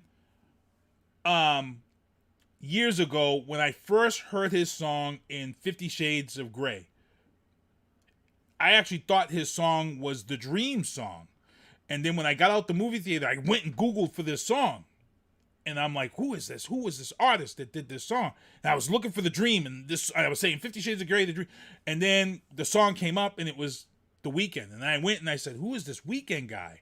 Went into iTunes, and iTunes had the single that he did from 50 Shades of Grey. The video was crazy. The visual for the song in 50 Shades of Grey is R-rated. It's crazy. But I ended up speaking to someone about this artist, The Weeknd, back then, and they said, yo, he's got some crazy mixtapes. So I went and listened to The Weeknd's mixtapes that he had put out before the music he puts out now. If you want to talk about dark, different type of music, The Weeknd's first batch of music, compared to what he's putting out now, which I feel is good music, his early stuff, it just lyrically, oh man. He had some songs back in the day that I know women was like, should I get a restraining order on this dude or what? Really? Because he's scaring me. He might be coming to my house. Because he puts everything in his relationships into his music. So, moving on into the entertainment booth. If you guys saw Godzilla vs. Kong, and you know I promoted here and hosted the private screening, Adam Weingart is the director of Godzilla vs. Kong. He's in the talk to make the next Monsterverse film. The rumor is it's going to be Son of Kong. I don't care. I'm just ready to see Adam Weingart lay it down once more, because Godzilla vs. Kong right now, for me, has been the best movie of 2021. We saw Mortal Kombat. Mortal Kombat was good, but it wasn't Godzilla vs. Kong. A lot of people are in my ear right now about Demon Slayer that just came out this past weekend. A lot of people, even my son, they're saying Demon Slayer was a good-ass movie. I'm going to have to check it out. And then some other people are telling me to check out Unhinged and Nobody. Unhinged is the Russell Crowe road rage film that never really got released. Everything got shut down when that movie was released. So I'm going to have to check out Unhinged. So there's a lot of stuff I got to check out and see what's going on.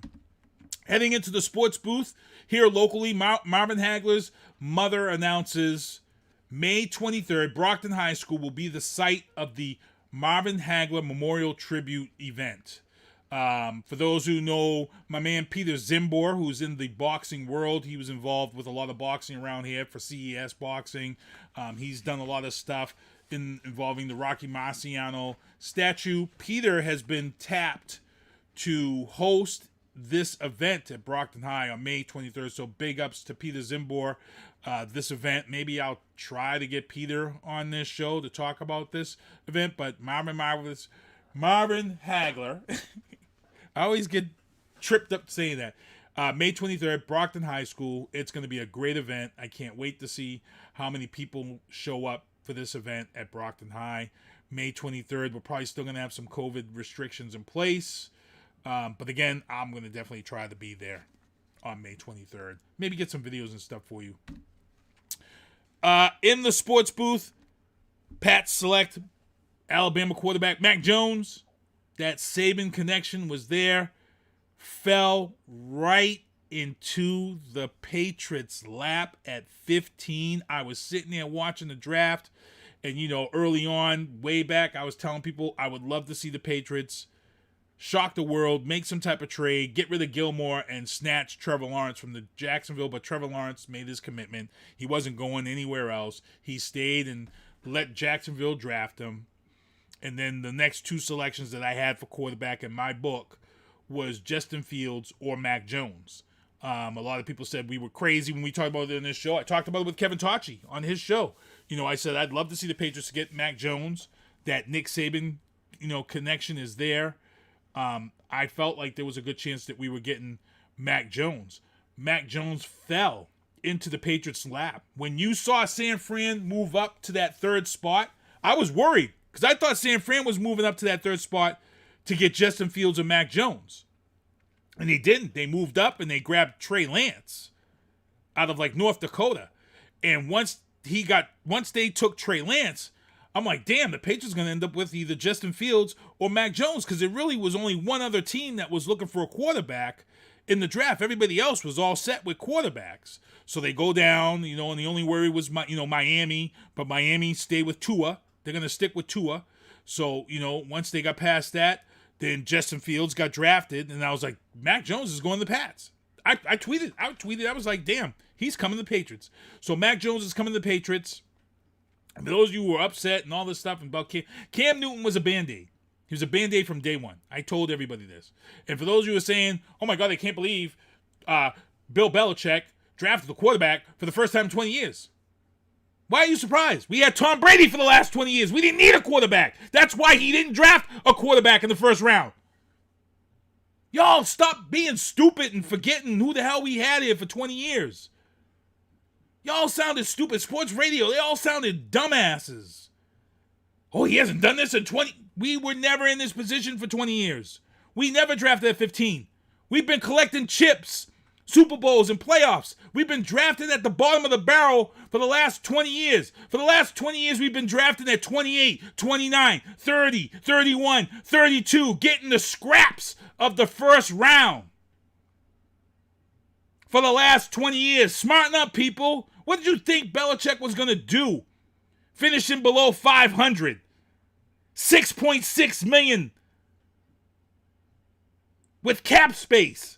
Third in the NFL. Cap space. What did you all think he was going to do? Well, Keith, I thought he was going to draft a defensive player like he always... No, he wasn't! Belichick was not going to draft a defensive player in the first round with 6.6 million available in the cap. And you got three of the best quarterbacks in college football sitting right there for the taking. Come on now. If you saying that, then guess what? You don't know nothing about the Patriots or Bill Belichick and his team and how shit works. If you really thought he was going to draft a defensive player with all that cap, come on now. Get off my page, get off my show. Matty Cameron says he's got some things that he could say. Cam Newton, no. Jeffries, Cam Newton cannot still play. His arm is junk. They've had, you see, Kevin Jeffries, you're in Ohio. You don't see what we see. You don't see the practice videos that are coming out of Foxborough right now. or out of California where they was at. You're not seeing the ugliness of Cam Newton's weak-ass arm. He's done. His arm is toast. The only way that Cam Newton is going to make positive yardage this year is that he's here to train Mac Jones. But they're going to keep Cam, though. They are keeping Cam. Cam's a transitional player. He's a Band-Aid to teach Mac Jones the basics. Cam Newton's contract is only $1.5 million. It's only $1.5 million. Everybody's like, well, they're paying him. No, they're not. His base contract for this year is $1.5 million. The rest of it is all incentives for showing up for camp, and a lot of it's incentives that he's never going to reach because he's not going to get these guys to the playoffs. He's not going to be, I'll give you this, Cam Newton will be the week 1 starter for the Patriots if Mac Jones doesn't play his ass off. If Mac Jones doesn't play his ass off in preseason, Cam Newton will get the start week 1. But the first game that Cam Newton fumbles more than twice or throws more than 2 interceptions, you can be damn sure they'll be warming up Mac Jones to come into this game. And I can tell you right now, the crowd that's going to be, because by September, By September, Gillette Stadium may be at 68,000. By September, because people will be fully vaccinated, and we may be out of this by September. So by September, Gillette Stadium may be a full 66,000 people plus. And the amount of people who's going to cheer when Mac Jones takes that field, Mac 10, come on now. Get my crick walk on. Don't get me started. So I'm looking forward to this. Like I said, Cam Newton was a Band-Aid. They knew he was a Band-Aid last year. All they wanted to do was get through the COVID season. They knew that everybody, when you look back at the below 500 season, that all you're going to say, well, it was a COVID year. We had 3 of our starting defensive guys sit out due to COVID. We lost Julian Edelman in the slot. And Cam Newton's arm was junk and couldn't throw past 50 yards, which made everybody stay up and double and triple team N'Keal Harry, who I'm just saying right now, again, people, N'Keal Harry, wide receiver, is going to be a problem this year. So all you guys who are talking all this BS about Cam Newton and N'Keal Harry being garbage, Cam Newton, Band-Aid. N'Keal Harry, wide receiver N'Keal Harry, look, here's the deal. N'Keal Harry's got height. N'Keal Harry's got speed. His first season here, he got injured. He didn't get to play until week 10. His second season was the COVID season, playing with a quarterback with a junk arm who couldn't throw past 50 yards. And he was out there without his slot, Julian Edelman, and no other wide receiver threat, and no friggin' tight end. Now, take N'Keal Harry and put him with the 2 best tight end set of free agents, because Bill Belichick went out and got the number 1 and number 2 tight ends this free agency period. Put N'Keal Harry with that. Put Nelson Aguilar, who the Patriots signed out there at wide receiver. Nelson Aguilar, the only reason why the Philadelphia Eagles got him is because the fans are all butthurt for one stupid-ass pass he dropped in the playoff game. Nelson Aguilar is a threat. And if they get a slot receiver, guess what happens with N'Keal Harry? He's not double-teamed. He's not triple-teamed. He's now in one-on-one situations where he's the taller guy. The taller guy. And we seen it last year. We seen situations last year where wide receiver N'Keal Harry went up and brought the ball down because he was the taller guy against a shorter defender in the secondary. Watch, trust me, and believe me. All y'all people talking about get rid of N'Keal Harry and all this stuff, trust and believe me, N'Keal Harry is going to be a problem this year with the Patriots with that 2 tight end set, Nelson Aguilar, and whoever they get in that slot. Plus, they got 3 guys on the running game who got good hands. That's a threat. So you got to step up and protect those. So trust and believe me, N'Keal Harry is going to be a problem this year. Problem. So we're going to move on from that. And really, in talking about, to be honest, moving on, let me just pull this up for you guys right here. Pull this up right here. Boom.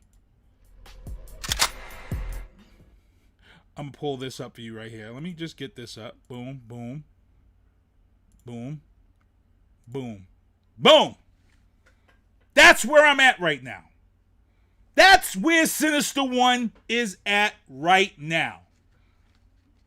No disrespect to TB12. No disrespect. 6 Super Bowls. Unmemorable amounts of playoff performances. I was there when he got his first chip. I was there in New Orleans. Me and my boy Zach flew down right after 9/11. We went and got our tickets after Pittsburgh got upset. We got our tickets to the Super Bowl. We went down there. We saw the Patriots do their thing and win their first Super Bowl down there in New Orleans. We were sitting right next to, what's her name? Jessica Simpson and her boyfriend Nick Lachey. And at that time, the funny ass shit about it was we were sitting in this VIP section with them, and they were supposed to be broken up, and they was all over each other like 2 teenage girls in the VIP section. I was like, yo, ain't that Jessica Simpson? He's like, yeah, isn't that Nick Lachey? Ain't they supposed to be broken up? But we were there to see that chip. I respect everything that Tom Brady did for this team. Everything that Tom Brady did for this team. But it is time to move on. It is time for them to move on. And as I said, my opinion is that Tom Brady left this team for his legacy, for branding, for marketing. The money was there. The money was offered. He chose not to take that money. So everybody out there, he's not greedy. He's not a turncoat. He is about his brand, his TB12 brand. You can't hate on him for what he did. He left. He went to Tampa Bay, a different conference, to win a championship his first year out. No other player will probably do what Tom Brady's done in our lifetime to win a Super Bowl in both conferences the first year he switches to another conference. You know what that did for his TB brand, the TB12 brand? He was already at Michael Jordan status. It just solidified Tom Brady as the GOAT Michael Jordan status right there. I'm not hating on him. And if you're hating on him, then you don't know nothing about branding. You don't know nothing about marketing. Because what he just did sent this shit to the stratosphere. So I'm not hating on you. Tom Brady, you in the rearview mirror. Mac Jones, it's your time to shine. Period. In the sports booth, closing it out, Conor McGregor sells his proper number 12 whiskey in a deal worth the $600 million. Guess what? You ain't going to see Conor McGregor's ass in the octagon ever again. He just went out like 50 Cent. Remember when 50 Cent had all that stock in vitamin water? And then Coca-Cola came along and said, hey, 50 Cent. How about you sell us some of that vitamin water, because nobody else got vitamin water on the market right now. At that time, everybody had bottled waters, just regular bottled water, and then you had these stupid ass drop-ins. And 50 Cent came out with that vitamin water. And Coca-Cola was like, yo, let's do this. And he got rich. Conor McGregor did the same thing, but to be honest, I think Conor McGregor did it in the shortest amount of time. I think Conor McGregor was able to turn this into a product in less time than 50 Cent did and make it successful. $600 million. $600 million is crazy, crazy money. Crazy money. Kevin Jeffries said he's at LeBron status. Who? Tom Brady? Tom Brady's at LeBron status? Get out of town. Get out of town, bro. Biden bombshells. Getting ready to close out the show. Biden bombshells. Biden raised the refugee cap to 62,000 after facing criticism for keeping it at Trump era levels. So for those who don't remember, so here's some knowledge for you. Here's a ninja with knowledge for you.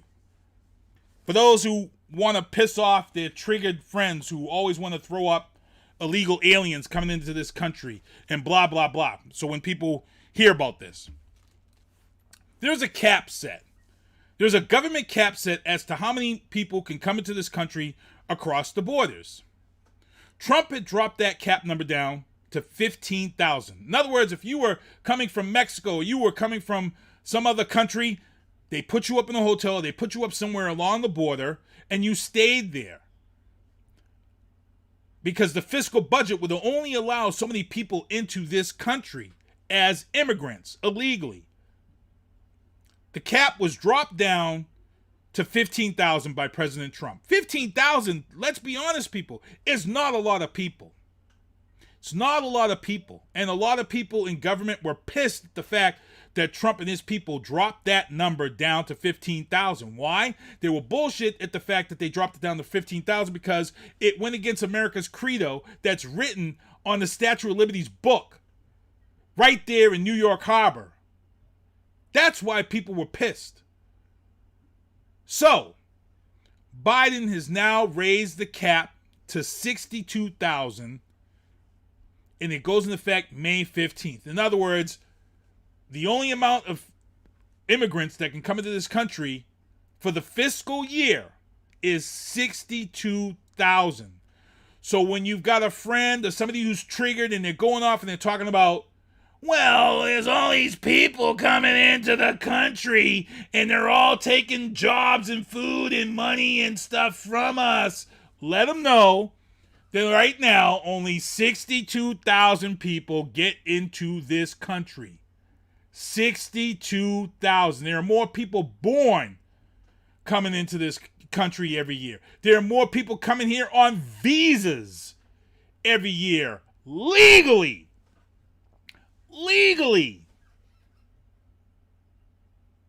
And let's be real seriously honest here. A lot of these people that are coming in from these countries, these immigrants, and the jobs that people supposedly say they're taking, a lot of jobs that you motherfuckers wouldn't do anyway. Let's be real. A lot of y'all ain't working at a hotel on an overnight shift, changing beds with friggin' dirty linen. You're not doing that, so stop it. Stop it. You want to know what the real problem is that a lot of people really don't want to talk about?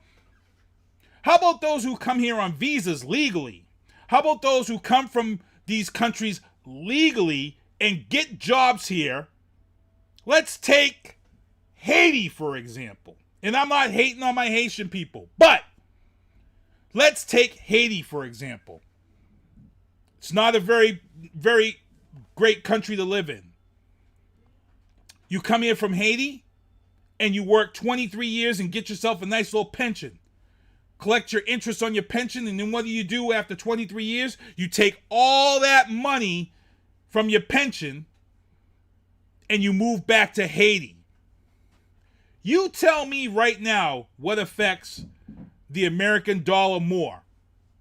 An illegal immigrant or someone who worked 23 years here, built their chip up, and then took that money out of this country and now made more money by going back to their country and taking that money with them. Think about it, people. Think about it. I'm just letting you know. There's a lot of stuff that people don't really even think about. So again, if you got friends and family members who are talking all this crap about illegal immigrants coming to this country, the number is 62,000. 62,000 are allowed to come here. The ones that get here illegally and get caught, that's an issue. That is an issue. But those who are coming here and they're saying that the government's allowing them through, it's 62,000. So I just want to let you all know that. That's just facts. Facts. Kevin Jeffries still going on about LeBron James. Man, you be riding LeBron James hard. Hard. Closing out Biden bombshells and get ready to head out of here for the show. Mayor Marty Walsh he's no longer Mayor Marty Walsh. He's actually Labor Secretary Marty Walsh for Joe Biden. Marty Walsh, and I don't know how I feel about this. Marty Walsh pretty much made an announcement last week, and the gig ride job shut right down in the stock market. Uber, Lyft, DoorDash, all of them closed their stocks down. They dropped mad fast, and the reason why is because Labor Secretary Kevin Jeffries is in the chat going on pause. Is Walsh said that gig workers should be classified as employees. So in other words, if you drive for Uber or Lyft, you should become an employee of that company. So here's the problem with that. When you see a lot of people driving for Uber and Lyft these days and making good, there are some people who are making good money doing Uber and Lyft. The thing here is that they're working for multiple companies. You'll see some of these guys, they've got Uber, Lyft, DoorDash, and I forget what the other one is in their windows. So these guys are doing their gigs through multiple companies and picking up food, picking up whatever. They're doing whatever. The issue here is that if they were to make these people employees like Uber, you're no longer a subcontractor of that company as a gig driver. You're now an employee. So Uber is not going to let anybody drive for their competitor if you're an employee. If you're an Uber driver, I'm not letting you drive for Lyft now. If you're an employee and I'm paying you benefits, that's the competition. I'm not letting you subcontract out to another. So that's not happening. So they're all pissed off at the fact that I get what he's trying to do. I think it's a bad deal, but to be honest, there's probably only 5 to 10 years left on this anyway, because as I said, automation is here. It's coming. They've already got self-driving Ubers and Lyft in Boston that pick you up and take you to your destination without a driver. They're already out there throughout the nation. Domino's Pizza has a whole ad right now for their robot car that delivers pizza right to your house on time. You don't have to worry about the dude eating a slice of your pizza on the way to the house or eating one of your chicken tenders. They have robot cars in Texas right now on the streets delivering hot pizzas. And guess what, people? I've said it's coming. Those Domino's pizza cars are going to be nationwide within 5 years. Within 5 years, they're going to be nationwide. And they've already applied for drone shipping for pizzas. So that's coming. Everyone's going to have a concrete pad in their backyard for their address. And anything that comes by drone is going to be dropped in your backyard. That's going to be the drop point for all your deliveries. It won't be your front yard because most front yards are unsecured. Your front yard is going to have a pad. It's going to be probably 8x8. And that's where your deliveries are going to come, from Amazon, from Domino's, from wherever. And these drones will be dropping these things off. If you don't believe me, search it. It's coming. Amazon, Domino's, UPS, FedEx, all of these guys have applied for FAA licenses. They've been approved for the last 5 years. Trust me, I work at Logan Airport. I know what's coming. Drone deliveries are coming. It's real fast. Faster than you believe. And if you're thinking and you're trying to find a career to get into before a lot of these guys out of the military get out and take it, drone engineers, guys who repair drones, is going to be a booming job. It's going to be a tremendous booming job. And right out the gate, it's going to be a lot of guys retired from the military who already know how to fix drones. They're going to get those positions. But if you're looking for something to get into and learn drone repair. It's coming. Trust and believe me, it's coming. And it's going to take a lot of people out of work once it happens. So, man. Good stuff, though. Good stuff. But I got to thank everybody for tuning in the show tonight. I'm actually going to be pulling up this video for you guys and for you guys to see and check it out. But it's good stuff. I'm glad to have you guys on. I was glad to have JK on with me tonight and talk to me and hold it down. It was a great show. Great show tonight. And I got to thank everybody who checked out Vianna Marie's new video, What You Know About V, last week. We played it and got good views on that one. And you know what? I'm probably going to try to find that and get that on for you guys tonight. Also, I got to let you know something, guys. Vianna Marie was in the studio this past weekend, and she did a song with Black Sea. All I got to say is fire. And lyrically and song-wise, she's coming for next. Not next as in she coming up next, N-E-X-T. She's coming for next. N-E-C-K-S. Lyrically, musically, this song is no joke. No joke. Not playing with anybody. What's up, Pat Goldstone? Holding it down with us in the chat. But I got to thank everybody in the chat. I got to thank EXP for coming on with me.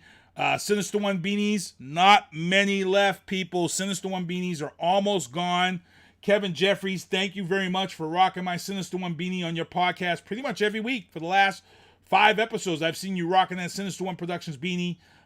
Thank you for the support and showing much love. As you guys can see, guys holding it down. Daryl Smith holding it down. Jamie Canfield, DJ Bobby Steels, my Barbara Corey, UFC fighter. Oh, Peter Barrett. I got to mention Peter Barrett is actually going to be fighting for Cage Titans. So keep an eye out for that. He's going to be fighting here locally. Might have to go check him out.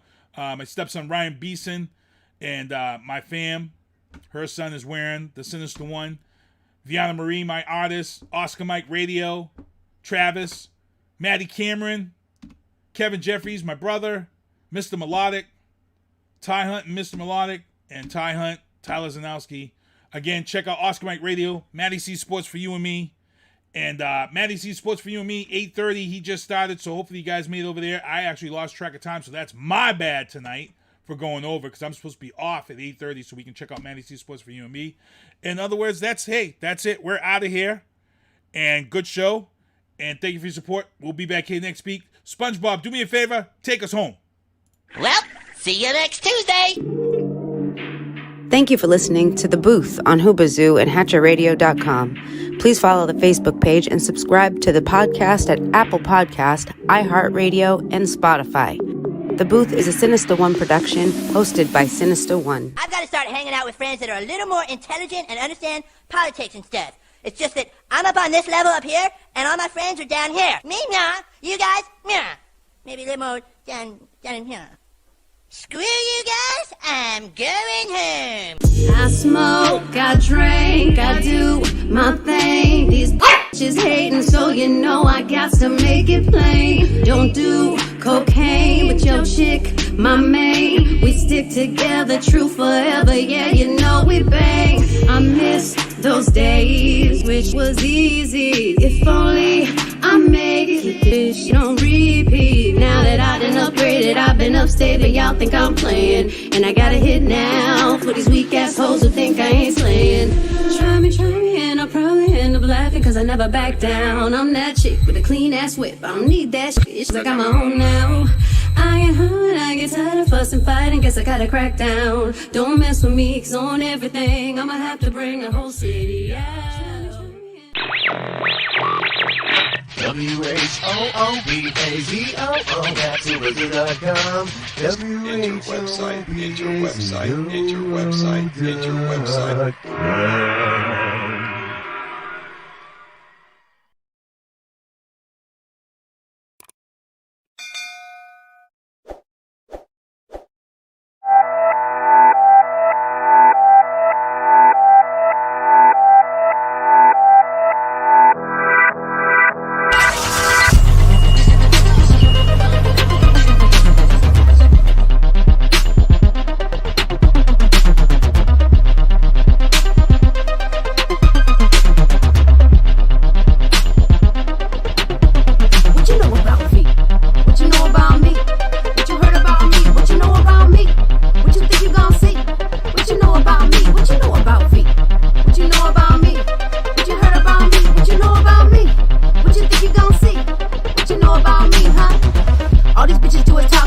All these petty motherfuckers that ain't got shit, they talk shit. No money, no cars, no bras, borrow money from